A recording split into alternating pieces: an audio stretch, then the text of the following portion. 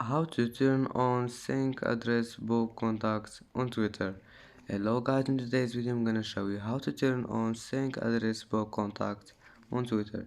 First go to Twitter and then go here and now click settings and privacy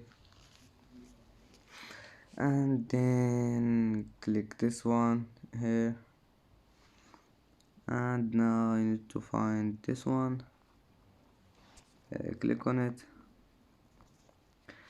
And now all you need to do is just click here sync address book contacts.